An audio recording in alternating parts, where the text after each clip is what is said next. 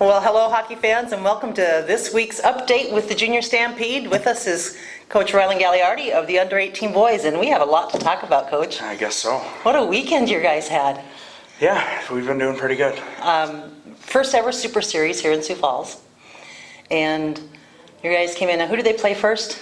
We live streamed all the games. Fountain Valley. Okay. Then we played Ontario, West Coast. Then we played Ontario again on Sunday there. And Ontario are out of California, Yes, right? ma'am. West Coast out of Salt Lake. Yep. And Fountain Valley out of Colorado. Yep. Got it. Went all wins all weekend long. Yeah. We actually probably dominated every game, which no knock against those teams, but based on how I kind of feel about our team's strength, and I thought that's probably what we should have done going into the weekend. But guys did well, kind of took care of business, and sometimes in those games that you should win, sometimes you could kind of lose focus or bad habits or whatever, and I think our guys did a good job of just continuing to play the way they play and take care of take control of the things that they can control. So. Yeah, they were. I did get to see Friday's game live before I went over and covered the girls' team South Dakota over in Brookings. Got to see them online live. We did live stream every game this weekend, so that was kind of fun. The other teams that were visiting seemed to really enjoy that a lot too. Yeah, it was pretty cool, and thank you guys for. Sometimes there was 3 games at once, I think. We did have that 2 or 3 times, there actually. There was a lot going on, and the reviews of the quality of the streams are pretty strong too. So for me, it's nice to be able to look back at the games and see things here and there and show guys, hey, this is what I was talking about. And some guys are visual, and you say, hey, you should do this, and on the bench you're like, yeah, okay, sure, coach. And then they show it on the video, and they're like, oh man, maybe this guy actually knows something. Maybe he does know what he's talking about. Well, watching game film is good for a player no matter what, even if it's not your own. But watching your own really can help you improve your game, can it? Yeah, for sure. And I think, just blanket statement, kids these days are very visual. We're growing up on YouTube these days. They're little screens and YouTube and internet and TV and stuff, and you got to find different ways to connect with them, and I think that's a good tool to use. Now, are you having, because all these guys want to go on to play juniors in college that we've visited with, and I'm assuming that's pretty much across the board for everyone, are you getting a lot of coaches that are it's kind of a feedback? It's kind of a two-way street, when we have these tournaments or we go places, coaches and scouts are coming to see us on their own. I'm actively sending out emails, calling friends I know, calling coaches that I don't maybe necessarily know but think a kid would be a good fit in a certain place. It's still relatively early, but our guys have started to get some pretty good interest. A few guys have gone and practiced with a few teams. A lot of our guys have gotten at least some contact from some coaches, and that should only continue as we have success as a team, and as the year moves on, coaches start shifting their thoughts to next year a little bit. Even right now, they're really focused on themselves. Kind of recruiting's somewhat on the back burner, but when we get around Christmas time and get in the second half, it usually heats up a little bit. Does it? Well, I know Vitaly Nowitzki went and played with the Minnesota Magicians this weekend against the Brookings Blizzard. Yeah. And from what I hear, did I hear he got an assist? Yeah, he played really well. I went and saw him play. He's a guy that's practiced with the Stampede here too. He's a guy that's is getting a ton of interest and is going to definitely play in at least the North American League, potentially the USHL next year. I could see him going to college somewhere. But we have lots of guys getting interest, and it makes a big difference when your team does well. It really does. It's kind of a thing a coach says. But it really is the truth. I mean, if your team's not doing good, even if there's multiple games going on in an arena and a tournament, it's highly unlikely that a scout's going to stop in there and watch you just because he doesn't want to see a lopsided game or doesn't want to see a good quality team. He'll pass you up and go see a different team. So I think our team is benefiting from that overall, and that's going to benefit individuals. And obviously, if you have team success, coaches like winners. Yeah. They like players that come from good programs, and or have that kind of culture and environment, and that's something we're continuing to try to build on. Well, and you already brought in a lot of great street cred when you came into the program, and having a successful team just adds to that, and lets those coaches know that there is something special happening here. Yeah, it does. It means a lot. Hockey is a very small world. The world's kind of smaller than you think sometimes too, but the hockey world is, you can talk to almost anybody and you can find a connection with a person somewhere. Yeah, that amazes me how that happens all the time. Among coaches, it's even more, and if you do the right things, word spreads pretty quickly, and I think that's going to start happening for us, and it has already. So now, all of your guys did very well this weekend. Your bench is deep, solid lines all the way along. Who are some of the players that really stood out for you this weekend and went above and beyond? Yeah, it's hard. You don't, I know, you don't like to necessarily do want to point out individuals, but I think you kind of touched on, our bench is deep. If we tracked ice time, you would find it's pretty close for each guy. Mm-hmm. Of course, we got guys in different roles and special teams, and when you're winning games by a lot of goals, you just roll things. But we do that anyways. I think that's, like I said, the strength of our team. I have faith in putting our fourth line out against another team's first line.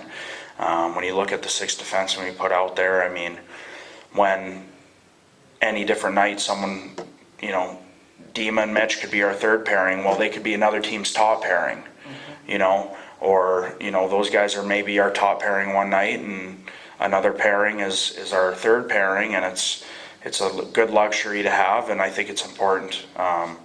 We're at a developmental stage. Kids should be playing, but I guess since it's Hockey 605, I've been personally, all of our guys are really improving, but our South Dakota kids have been doing a very good job. Yeah, we've been pretty impressed, but they're all South Dakota kids now. Yeah, that's true. They're all living here, going to school here. So well, that's as far as you'll get me. Okay, I've tried that several times, so I'm not going to quit though. Okay. Now, come December, you said about midway through the season, the recruiting starts to happen a lot more. What is it like, and I think about this with the junior coaches as well, when you start, and that's your goal, but when your team starts getting decimated and a lot of your best players start getting pulled away, how do you deal with that with the team? Well, that's why you have the depth, right? Yeah, that's true. We were able, as much as it sucks not having Vitaly Nowitzki in our lineup for a couple games last weekend, for his individual development and for what was best for him, I think playing those games and getting that opportunity, I think, was good for him. Now, there's other times where a team might ask for a player and it might not be best for him. But having those guys that can step up and step in certainly makes a big difference. But for us, that's probably a really good question to ask a lot of coaches. I don't think the USHL coaches have to deal with that a ton. But say a North American League coach like Brookings' coach, he'll probably lose at least 2 or 3 guys this summer to a USHL team next year, and those are probably some of his better guys. So that makes it tough, but at the same time, if you are a good program, you're doing that. That's your purpose. So that's, for sure. The 2 things that we've always talked about is caring about the kid as a person and then developing him. Those things kind of dictate your decisions when it comes to moving a guy on, and if you actually care about the kid, then it makes it, you're not just saying, okay, this is best for hockey, what's best for his overall life, and you're not just out to win the game. Vitaly Nowitzki is a guy that is a perfect example of that. Could he play junior hockey right now? I think he probably could. I think he showed that, but he has school to think about. He has a family here that's basically adopted him and taken care of him, and he has to think about that.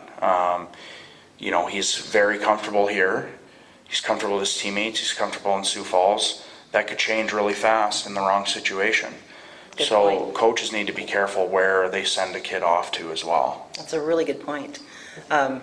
It's really good for those kids to have those opportunities, but it's also good as you mentioned, for them to have that security, and especially when they're just going out into the new environment of being billeted and that sort of thing there. So the other thing that I was wondering about is, probably when those players do go on come December, that's going to create even more opportunities for the players that are on the bench still. Yeah, I think semi-clarify when I mean December and stuff. I think all of our guys are here for good for the rest of the year. It's more, it starts to heat up to where, okay, we really want this kid next year. Yeah. Or we're going to draft this guy, or oh, we got to really keep an eye on this kid. Or we want, of course, you can lose a guy, and that's affiliate player. But yeah, I think, that for sure. I mean, one guy's out. Maybe that guy was on the power play, and now someone's been almost deserving that opportunity. Well, there it is. There it is. So it's a win-win. Yeah. So now, watching the guys play on Hockey 605 is wonderful, but it's nothing like coming to the rink and watching them live with the whole atmosphere. When's the next opportunity for people to watch them play here at home?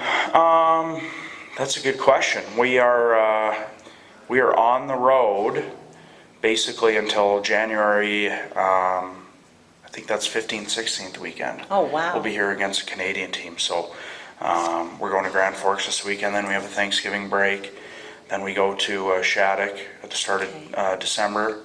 Will you be playing the same team at Shattuck that you played last weekend? Yeah. Okay. Then we have a weekend off, which our guys going into this upcoming weekend in Grand Forks, I think that'll be our 7th weekend in a row of games, minimum 3, sometimes up to 5. So wow. They're deserving of the break. And then when we get back from Christmas break, we have a tournament up in Minnesota. Okay. And then we'll be back here home in January, middle of January. So that's a bit of a break it'll be a while, for us. but yeah, I mean, I think that's just a blanket statement for hockey. Yeah, we'll go through. When you watch it live versus on TV, it's a big difference. Yeah. Well, we're glad we can provide it when people can't be there. For sure. We'd much rather be there feeling that rush when the ice is scraped.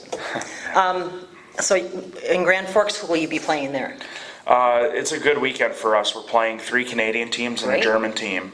And the German team is a team called Young Adler, who's traditionally very good.